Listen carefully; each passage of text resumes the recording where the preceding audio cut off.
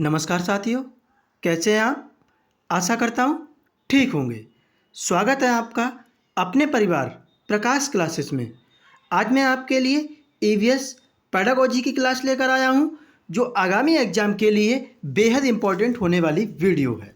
अगर वीडियो आपको पसंद आए भैया तो वीडियो को लाइक करें, शेयर करें और चैनल को तो भैया सब्सक्राइब कर लें, क्योंकि प्रकाश क्लासेस आपकी हर एग्जाम की तैयारी बिल्कुल फ्री में कराने वाला है, कोई भी चार्ज नहीं। चलिए तो बिना समय गवाए हुए टाइम की वैल्यू को समझकर पहला क्वेश्चन आपकी स्क्रीन पर। अगला देखिए भैया, बड़े ध्यान से पढ़ना है। किस पक्षी की चोंच अंदर से लाल होती है भैया? स्टार लगाना क्वेश्चन पर, बेहद इंपॉर्टेंट क्वेश्चन है। क्या गौरैया, कौवा, कोयल या कलचिड़ी?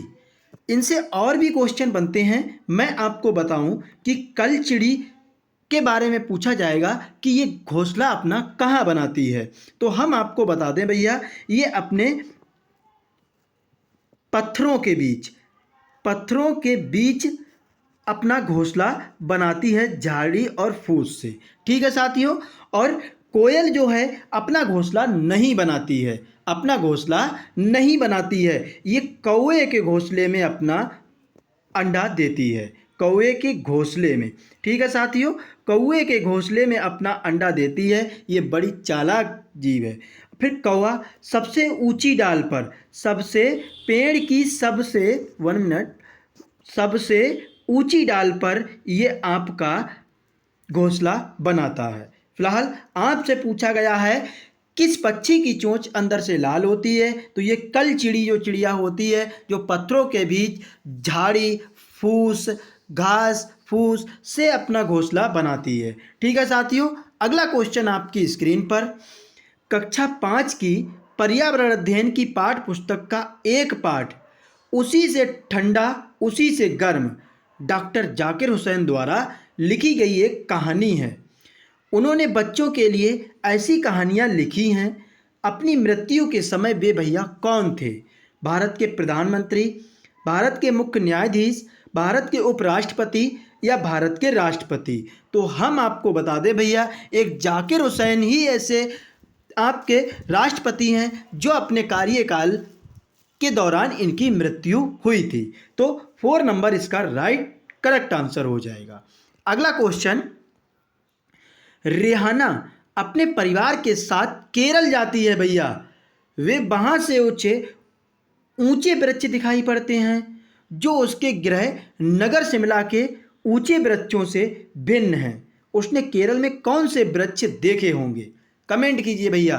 केरल साक्षरता में नंबर 1 है, ये भी आप ध्यान रखेंगे। और केरल के बारे में अगर आपसे टैपियोका पूछा जाए, टैपियोका भैया, तो टैपियोका जो है आपका केरल का ही एक व्यंजन है। ठीक है। फिलहाल आप किसकी बात कर रही है तो वो नारियल की बात कर रही है, बिल्कुल। अगला क्वेश्चन भी भैया आपकी स्क्रीन पर।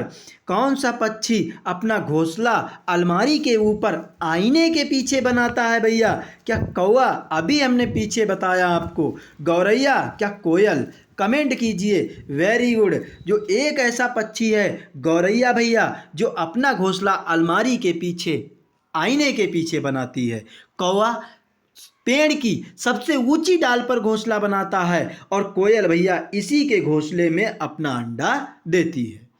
अगला क्वेश्चन। कक्षा 5 की एक शिक्षिका शिक्षार्थियों से कहती है कि वे अपने कार्यपत्रक, अवलोकन रिपोर्ट और सत्र से एकत्रित की गई सामग्री को एक फोल्डर में डाल दे। इन फोल्डरों को क्या कहा जाता है? क्या घटना वृत्तांत अभिलेख? नहीं भैया। पोर्टफोलियो हो सकता है। दत्त कार्य? बिल्कुल नहीं। परियोजना कार्य? नहीं भैया, ये भी नहीं। यानी पोर्टफोलियो एक ऐसा फोल्डर है जिसमें बच्चे के बारे में रिकॉर्ड रहता है भैया। ठीक है। अगला क्वेश्चन भी आपकी स्क्रीन पर। कौन सा पक्षी ऊंची डाल पर घोंसला बनाता है? बिल्कुल गलत नहीं होना चाहिए, क्योंकि हमने आपको पीछे पहले क्वेश्चन में ही समझा दिया है। बिल्कुल कमेंट कीजिए। Very good. जो मेरी वीडियो देख रहे हैं उनके माता पिता को भैया मेरा सादर प्रणाम है, और आप वीडियो को लाइक करें, चैनल को तो सब्सक्राइब कर ही लेना। फिलहाल इस क्वेश्चन की आंसर दीजिए भैया। बिल्कुल, बहुत अच्छे से मेरे भाई बहनों ने कमेंट किया है कौवा भैया। दर्जी चिड़िया अपनी चोंच से दो पत्तों को सिलकर भैया अपना घोंसला बनाती है। ठीक है, बिल्कुल। अगला क्वेश्चन, पर्यावरण अध्ययन की पाठ्य पुस्तक में प्रयुक्त भाषा कैसी होनी चाहिए। जो आप बच्चों को प्राइमरी लेवल पे पर्यावरण पढ़ाएंगे तो उसमें जो भाषा यूज की जाएगी वो कैसी होगी। क्या रूखी और बच्चों द्वारा समझने के कठिन होनी चाहिए। बिल्कुल, कठिन तो आप सीखना ही नहीं है। परिभाषाओं पर बल देते हुए जहाँ परिभाषाएं आ जाएं भैया बिल्कुल कट कर दीजिए। टेक्निकल भी नहीं, बच्चे की दिन प्रतिदिन की भाषा से संबंध होना चाहिए। दैनिक जीवन में जो भाषा यूज कर रहा है, मातृभाषा यूज कर रहा है, तो उसके अकॉर्डिंग भैया पर्यावरण अध्ययन की पाठ्य पुस्तक जो भाषा होनी चाहिए। अगला क्वेश्चन, शिक्षक को उन स्तरों का सामना किस प्रकार करना चाहिए। उनके विचारों तक पुनः पहुंचने के लिए एक चर्चा आरंभ करें। बच्चों को बता दें कि वे गलत हैं। जल चक्र का एक मानक चार्ट प्रदर्शित करें या बाष्पीकरण की परिभाषा दें और बच्चों को उसे याद करने के लिए कहें। तो क्या होगा 8 नंबर का राइट आंसर। बिल्कुल, याद भी नहीं कराना है। जल चक्र का मानक चार्ट प्रदर्शित नहीं भैया, इतना सटीक नहीं होगा। बच्चों को बता दे वे गलत हैं, बच्चों को तो गलत बताना ही नहीं है।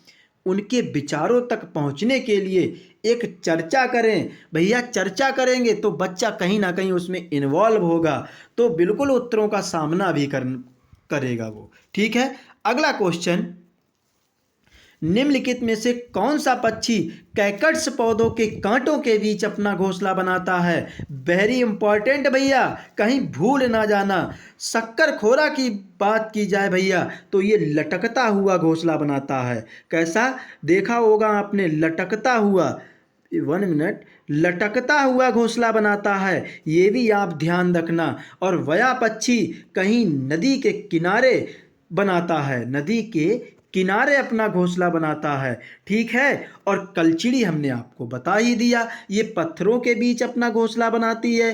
ठीक है, तो कैकट से कांटों के बीच जो घोंसला बनाता है वो आपका फाख्ता पक्षी हो जाएगा। ठीक है साथियों, आशा करता हूँ समझ में आ रहा होगा। ठीक है, मैना, अगर आपसे मैना के बारे में पूछा जाए भैया, मैना के बारे में पूछा जाए तो मैना एक ऐसा पक्षी है जो अपनी गर्दन को झटके से आगे पीछे करती है, झटके से आगे पीछे करती है। ठीक है, बिल्कुल कोई भी ढिलाई नहीं भैया, फाख्ता कैकट्स के कांटों के बीच बनाता है। ठीक है, बसंत गौरी के पूछी जाए, कौन सी भैया, बसंत गौरी के बारे में पूछा जाए तो ये तने में छेद करके बनाती है, ये भी आप ध्यान रखना। ठीक है, अगला क्वेश्चन, ईवीएस में मानचित्रण कौशल रिकॉर्डिंग कौशल को विकसित करता है, स्थानों की सापेक्ष स्थिति को समझ विकसित करता है, या लैंडस्केप खींचने के कौशल को विकसित करता है, या पूर्वानुमान और गणना के कौशल को विकसित करता है। कमेंट कीजिए भैया, बेहद इंपॉर्टेंट क्वेश्चन है। बिल्कुल, स्थानों की सापेक्ष स्थिति की समझ को विकसित करता है मानचित्र जो कौशल होता है। ठीक है, अगला क्वेश्चन आपकी स्क्रीन पर, ईवीएस की एकीकृत प्रकृति सहायक किस्में हैं। क्या शिक्षार्थी केंद्रित उपागम का पालन करने और संकल्पनाओं की अधिक संख्या का परिचय देने में, दी गई सूचनाओं और विवरणों में सीखने में, पाठ चर्चा के भार को कम करने और विशिष्ट प्रकरणों को पेश करने में, या पाठ चर्चा के भार को कम करने और शिक्षार्थियों को सार्थकतापूर्व सीखने में। तो क्या होगा, एकीकृत प्रकृति की बात की जा रही है। बिल्कुल कमेंट कीजिए, बहुत अच्छे मेरे भाई और बहनों। बिल्कुल भैया, विशिष्ट प्रकरणों को भी पेश नहीं करना है, दी गई सूचनाओं को भी नहीं, और शिक्षार्थी केंद्रित उपागम का पालन करने और संकल्पनाओं को अधिक संख्या परिचय देने नहीं भैया, पाठ चर्चा के भार को कम करने और शिक्षार्थी को सार्थकता पूर्वक सीखने में बिल्कुल ईवीएस का एकीकृत प्रकृति सहायक होती है। ठीक है, अगला क्वेश्चन, पक्षी अपना घोंसला क्यों बनाते हैं। रहने के लिए, अंडे देने के लिए, मौसम से बचने के लिए, या इनमें से कोई नहीं। तो ज़्यादातर पक्षी आपके जो घोंसला बनाते हैं भैया वो अंडे देने के लिए बनाते हैं। ठीक है, अगला क्वेश्चन, नीचे दिया गया पैराग्राफ पढ़िए जिसे गांव के एक छात्र ने अपने घर के विषय में लिखा है। पैराग्राफ आपका यहाँ से स्टार्ट होता है। मैं गांव से आया हूँ। हमारे गांव में अत्यधिक वर्षा होती है, इसलिए हमारे घर धरती से लगभग 10 से 20 फुट यानी 3 से 3.5 सेंटीमीटर ऊंचे बने होते हैं। ये घर अंदर से भी लकड़ी के बने होते हैं। तो आपको बताना है वो किस गांव से आया है। क्या आंध्र प्रदेश, असम, तमिलनाडु, उत्तराखंड? तो ये हम आपको बताएं भैया, असम में ज़्यादा भारी बारिश जहाँ होती है वहीं से ये बच्चा आया है और वो ऐसा राज्य हमारा असम है। ठीक है। असम विहू त्योहार के लिए भी जाना जाता है। काजीरंगा अभयारण्य भी है। काजीरंगा भैया एक गैंडे के सींग वाले जानवर के लिए जाना जाता है। अगला क्वेश्चन, पोचमपल्ली भारत के दक्षिणी राज्य का एक कस्बा है जो सुंदरता से डिजाइन की गई चमकदार रंगों की पोचमपल्ली साड़ियों और विशेष प्रकार की बुनाई, जिसे भी पोचमपल्ली भी कहते हैं, के लिए प्रसिद्ध है। ये कस्बा अब किस राज्य का भाग है? देखिए, पोचमपल्ली में भैया बुनकर भी सबसे ज़्यादा पाए जाते हैं। बहुत अच्छी अच्छी डिजाइन की साड़ियाँ बनाई जाती हैं। तो ये पोचमपल्ली अब किस राज्य का भाग है, ये आपको कमेंट करना है। वेरी गुड, बहुत अच्छे भैया मेरे भाई और बहनों। बिल्कुल, वीडियो को तो लाइक करें, शेयर भी कर दें भैया। तेलंगाना राज्य है ऐसा। प्रकाश क्लासेस, नो बकवास, नो फालतू की बात, बिल्कुल कंटेंट की बात। अगला क्वेश्चन, आप एक एकीकृत ईवीएस कक्षा के लिए कैसे योजना बनाएंगे? विज्ञान और सामाजिक विज्ञान के लिए अलग अध्यापकों का प्रबंधन करके, पर्यावरण विज्ञान के लिए एक अलग अध्यापन का प्रबंधन करके, एक पाठ में 2 या 2 से अधिक विषय क्षेत्रों को मिलाएंगे, या अलग योजनाओं से सभी विषयों को अलग करेंगे? तो बिल्कुल कमेंट कीजिए। आप प्राइमरी लेवल से सोचिए भैया इस क्वेश्चन को। बिल्कुल, क्या होगा 15 नंबर? एक पाठ में 2 या अधिक विषय क्षेत्रों को शामिल करेंगे ना भैया। विज्ञान सामाजिक विज्ञान टीचर भी इतने अलग कहाँ से लाएंगे आप? अलग योजनाएं भी नहीं बनाएंगे। एक विषय में ऐसी हम योजना बनाएंगे कि एक पाठ में 2 से अधिक विषय शामिल हो सकें। अगला क्वेश्चन, प्राथमिक कक्षाओं का पर्यावरण अध्ययन वह विषय क्षेत्र है जिसमें एकीकरण है विज्ञान एवं पर्यावरणीय शिक्षा के संप्रत्यों एवं मुद्दों का, सामाजिक विज्ञान के संप्रत्यों एवं मुद्दों का, विज्ञान और सामाजिक विज्ञान के संप्रत्यों एवं मुद्दों का, विज्ञान सामाजिक विज्ञान और पर्यावरणीय शिक्षा के संप्रत्यों एवं मुद्दों का। तो हम आपको बता दें भैया, जो प्राथमिक कक्षाओं का पर्यावरण अध्ययन को विषय है वो सब मतलब विज्ञान में भी इन्वॉल्व होगा, सामाजिक विज्ञान और पर्यावरण में तो है ही साथियों। तो इसीलिए इस क्वेश्चन का राइट आंसर 4 करेक्ट होगा। ये वीडियो आपको कैसी लग रही है एक बार कमेंट करके ज़रूर बताना। बिल्कुल, प्रकाश क्लासेस को सिर्फ आपका प्यार चाहिए भैया। अगला क्वेश्चन, शिक्षिका ने अपने विद्यार्थियों को भोजन के रूप में ग्रहण किए जाने वाले पौधों के विभिन्न भागों जैसे जड़, तना, पुष्पों के नाम जानने के लिए अपने परिवार के सदस्यों से परामर्श करने के लिए कहा। ये परामर्श लिखा हुआ है।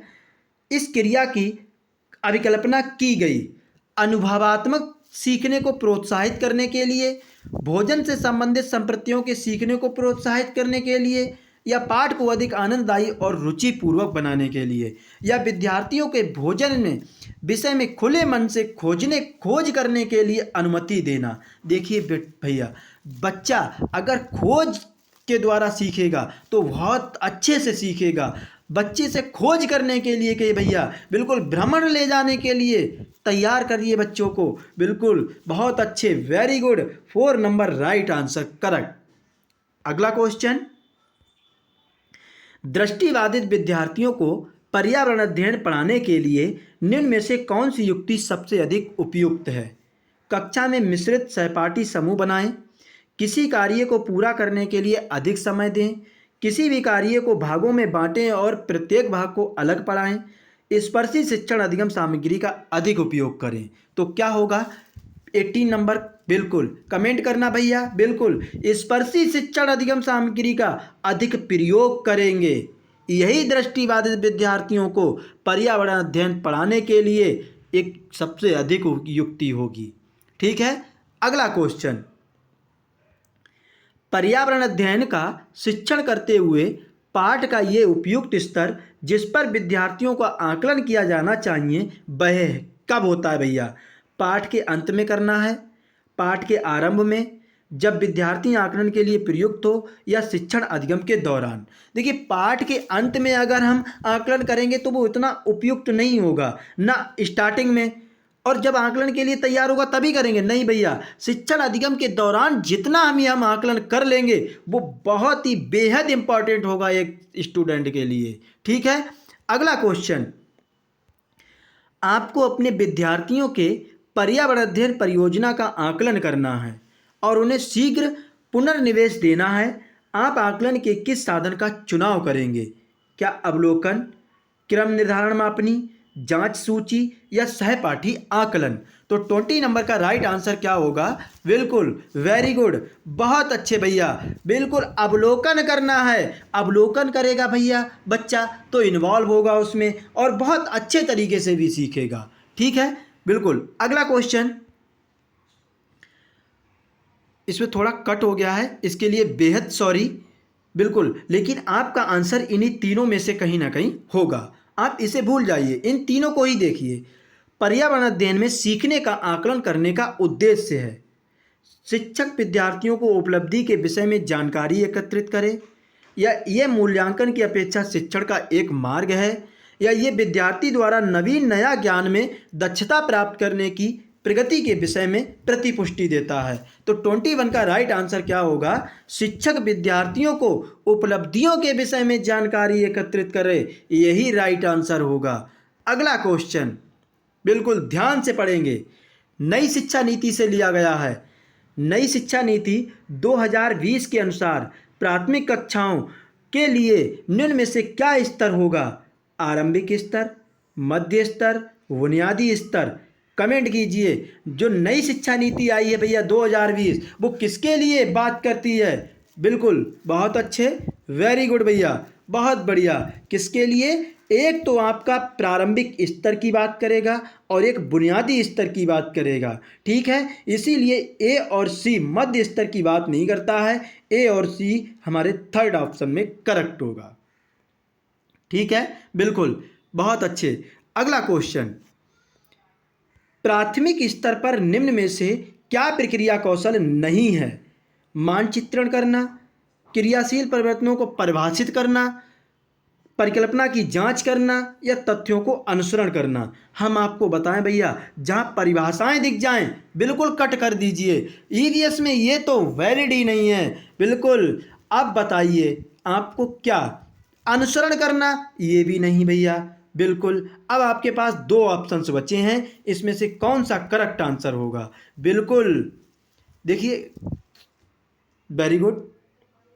प्राथमिक स्तर पर निम्न में से क्या प्रक्रिया कौशल नहीं है? सॉरी, हमसे निगेटिव पूछा गया है, बेहद सॉरी। तो आपसे निगेटिव पूछा गया है, बिल्कुल निगेटिव आपको आंसर बताना है। निगेटिव आंसर क्या होगा? मानचित्रण करना, ये तो पॉजिटिव आता है भैया। परिकल्पना की जांच करना भी, अनुसरण, तथ्यों को अनुसरण करना, ये कहीं ना कहीं थोड़ा तो पॉजिटिव है, लेकिन हमें बिल्कुल निगेटिव की तरफ जाना है। तो क्रियाशील परिभाषित करना, तो इसे काट देना है। बिल्कुल, जो निगेटिव पूछा गया है यही हमारा आंसर निगेटिव हो जाएगा। ठीक है, अगला क्वेश्चन, थीम यानी परिवार तथा मित्र में निम्न में से कौन सा उप थीम है? आपको परिवार और किसके बारे में बताना है? मित्र के बारे में। तो परिवार और मित्र के बारे में कौन सी उप थीम है? जो चीज़ें हम बनाते हैं और करते हैं, कार्य और खेल, भोजन एवं जल, या हमारा आश्रय? तो क्या होगा? 24 का राइट आंसर, वेरी गुड भैया, कार्य और खेल जो है इसकी उप थीम है। ठीक है, अगला क्वेश्चन, निम्न में से कौन सा एक अपसारी प्रश्न है जो पर्यावरण अध्ययन की शिक्षिका अपनी छात्राओं की सृजनात्मक क्षमता को प्रोत्साहित करने के लिए पूछेगी? हम आपको बताएं, देखिए भैया, अपसारी जो क्वेश्चन होते हैं वो खुले तरीके के होते हैं जिसका एक से ज़्यादा आंसर होगा। ठीक है, और अभिसारी, अभी मीन्स बंधा हुआ, तो अभिसारी का मतलब क्या होता है? यानी एक आंसर हो, जिसका सटीक एक आंसर हो। ठीक है, बिल्कुल समझ गए होंगे आप। मृदा में प्याज के बीजों को बोने से लेकर फसल काटने तक के चरण कौन से हैं? या फिर दिल्ली जैसे शहरों में वायु प्रदूषण को कम करने के लिए आप क्या कदम उठाएंगे? या लवण के विलयन में आप लवण कैसे पृथक करेंगे? या पत्तियों का रंग हरा क्यों होता है? तो क्या होगा 25? बिल्कुल भैया, इनके कुछ ना कुछ दो ही सटीक कारण होंगे। प्याज के बीजों बोने चरण, ये भी एक ही आंसर है। पत्तियों का रंग हरा क्यों होता है? क्लोरोफिल के कारण, एक ही आंसर आएगा। लेकिन आप कैसे पृथक करेंगे तो तरह तरह से आंसर आएगा। कोई कहेगा निस्तारण, कोई कहेगा निवारण करके, कोई थ्रेसर करके, बिल्कुल कई आंसर आएंगे। ठीक है, अगला क्वेश्चन, विद्यार्थियों द्वारा पर्यावरण अध्ययन के सीखने का गत्यात्मक, समग्र तथा अनुभवात्मक प्रकृति का उत्तम आकलन किया जा सकता है। क्रम निर्धारण मापनी द्वारा, पेपर पेन परीक्षा द्वारा, विश्वसनीय आकलन पत्तियों द्वारा, या फिर मौखिक परीक्षा द्वारा? कमेंट कीजिए। वेरी गुड भैया, क्रम निर्धारण मापनी नहीं करनी है। पेपर पेन आए निगेटिव भैया, मौखिक परीक्षा द्वारा भी नहीं, विश्वसनीय आकलन जो पद्धतियां हैं उनको अपनाना होगा भैया उत्तम आकलन के लिए। ठीक है, अगला क्वेश्चन, बिल्कुल इसमें भी कट हो गया है, फिलहाल आंसर इन तीनों में ही होगा, सॉरी इसके लिए। कक्षा 5 के अध्याय दीवार के उस पार में एक शिक्षक आरिफ अपने छात्रों से जो खेल वो खेलते हैं उनके अनुभव साझा करने को कहते हैं भैया। इनमें से कौन सा इसमें प्रयास को सबसे ज़्यादा स्पष्ट करेगा? बिल्कुल, खेलों से संबंधित नियम की समझ का विकास, खेलों से संबंधित मूल्यों का विकास, या कुछ मुद्दों की समझ का विकास, जैसे कि लड़के व लड़कियों के लिए एक जैसे खेल, सभी के लिए समान अवसर तथा टीम भावना। हम आपको बताएं भैया, आपको कोई रूढ़बाधिता वाली बात नहीं करनी है, सबको समान समझना है, यही प्रयास सबसे ज़्यादा अच्छा होगा। अगला क्वेश्चन, निम्न में से कौन सी विधि प्राथमिक कक्षाओं में ईवीएस की समझ के लिए सबसे उपयुक्त है? व्याख्यान विधि, व्याख्या तो करनी नहीं है आपको। चौक एवं टॉक विधि इतनी इम्पोर्टेंट नहीं है भैया। बिल्कुल, जांच आधारित शिक्षण या जग एवं मग पद्धति, तो ये भी नहीं करना है। क्या हो जाएगा भैया? बिल्कुल जांच आधारित परीक्षण आपको करना है, यही सबसे उपयुक्त होता है। ठीक है, अगला क्वेश्चन, अभ्यारण्य का संबंध निम्न में से किससे होता है? क्या जल संरक्षण, ऊर्जा संरक्षण, वन्यजीव संरक्षण, या डॉल्फिन संरक्षण? तो ना जल संरक्षण के लिए, ना भैया ऊर्जा संरक्षण, ना डॉल्फिन, ये वन्यजीव संरक्षण के लिए अभ्यारण्य का संबंध होता है। लास्ट क्वेश्चन इस वीडियो का, होली और रक्षाबंधन चंद्रमा के एक ही चरण के दिन मनाई जाती हैं, उस दिन होती है भैया पूर्णिमा का दिन, अमावस्या का दिन, अमावस्या से एक दिन पहले, या पूर्णिमा के एक दिन पहले? तो हम आपको बता दें, ये जो आंसर आपका पूर्णिमा का दिन हो जाएगा। ये वीडियो आपको कैसी लगी एक बार ज़रूर कमेंट करके मुझे बताना भैया। बिल्कुल इंतज़ार रहेगा प्रकाश क्लासेस को। अगर वीडियो पसंद आई हो भैया तो लाइक ज़रूर करें, चैनल को सब्सक्राइब कर लें, क्योंकि हर एग्ज़ाम की तैयारी आपकी बिल्कुल फ्री में, कोई चार्ज नहीं। बिल्कुल भैया, बहुत अच्छे। जय हिंद साथियों।